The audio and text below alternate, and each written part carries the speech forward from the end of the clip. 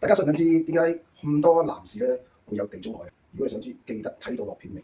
OK， 大家好啊，我係頭髮顧問 Stanley，今日同大家探討一下點解男士會有地中海。嗱，正常咧，我哋經常咧喺我呢個市場上有10個男人上咗咁上下年紀之後咧，可能30零歲，可以慢慢就頭髮越嚟越少。咁10個男人裏面咧，我喺街可能見到係有7至8個 ，OK， 7至8個都會係地中海。OK， 好啦，我哋就嘗試一調轉嚟慢慢講喎。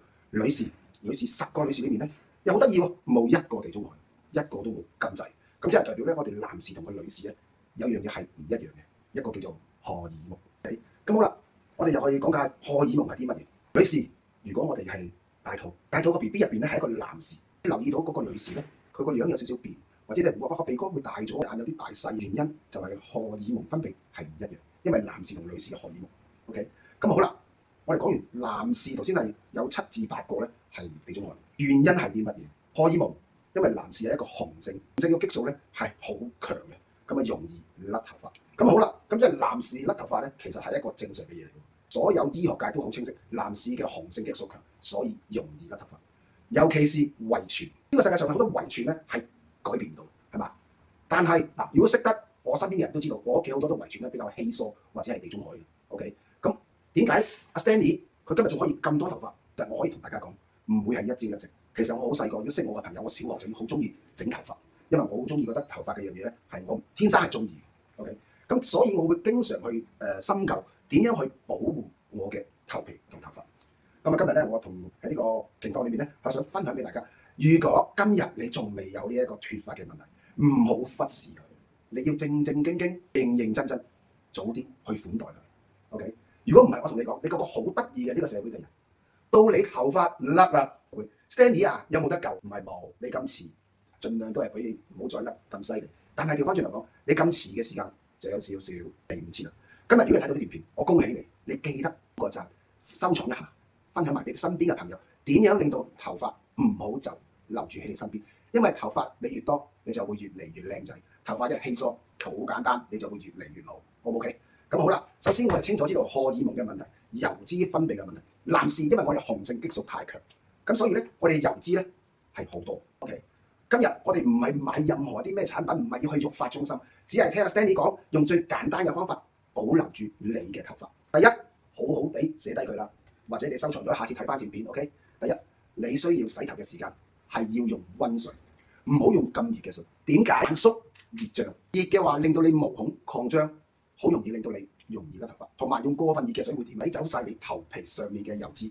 咁好啦。你嘅大腦個皮膚裏面收到你嘅皮膚缺乏油脂，咁會點啊？不停咁生產油脂落去，油脂越多就會點啊？毛孔閉塞，咁你甩頭髮又會越嚟越多噶啦。OK， 二，男士記住男士 OK， 因為我哋雄性激素過強，我哋盡可能用一啲控油止癢嘅洗頭水，或者係育髮嘅洗頭水，唔好用你屋企身邊嘅另一半嘅洗頭水，因為另一半嘅洗頭水多數都係長頭髮。髮尾比較乾，佢哋用得滋潤嘅洗頭水，佢用滋潤嘅洗頭水，你用咗，你毛孔就好快閉塞。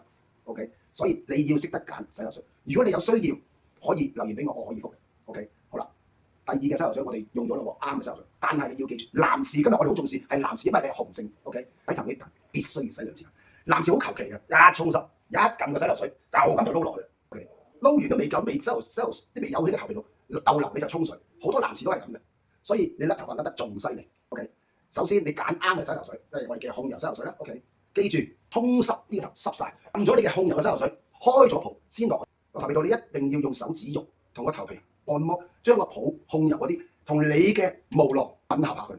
我建議你洗到2分鐘。OK， 捽耐啲，沖水唔係就咁肥，唔係擺個花灑喺頂度就叫沖水。你頭髮搭頭髮，其實入邊都沖唔乾淨，一路沖水嘅時候一路捽，溫柔啲。你當你自己同你嘅頭皮按摩。OK， 乾淨晒，記住洗第2次間，再撳多次，用翻你嘅控油或者將你頭髮嘅強硬嘅頭髮嘅洗頭水再去按摩。OK， 大概都係有2分鐘嘅時間。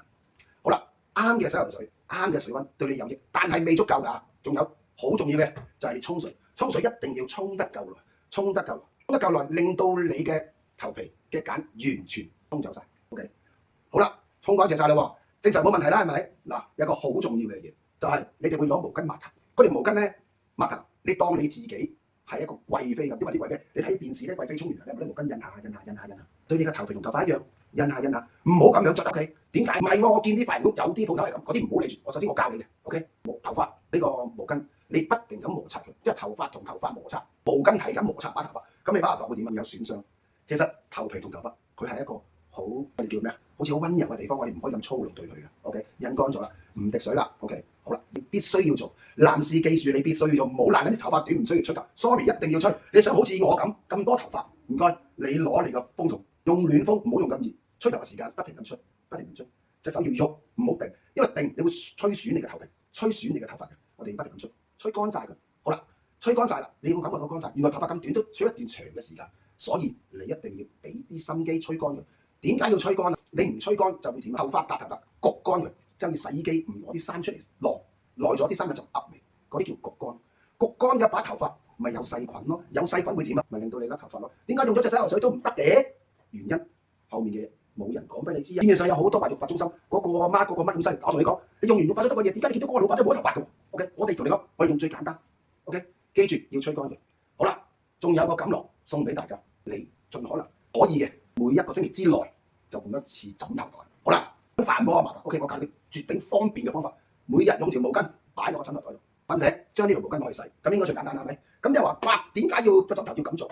嗱，記住咯，枕頭你日日都瞓，會有你嘅頭油，會有你嘅眼水，會有你嘅鼻水，即係會有埋你嘅口水。嗰一紮嘢你晚晚瞓落去，嗰個地方有細菌，你把頭髮受到襲擊，頭髮就會稀疏。OK， 嗱呢一堆嘢我講晒俾你聽，唔做就你自己選擇，即係好簡單。醫生成日同我哋講，喂，每日8杯水，30分鐘運動，多食蔬菜生果，少食肉，呢個人就會健康噶啦。講咗俾你聽，做唔做？我諗要靠你，好嘛？今日呢條片去到呢度，希望大家中意呢條片，點個讚、訂閱及分享。OK， 咁我哋下條片再見，拜拜。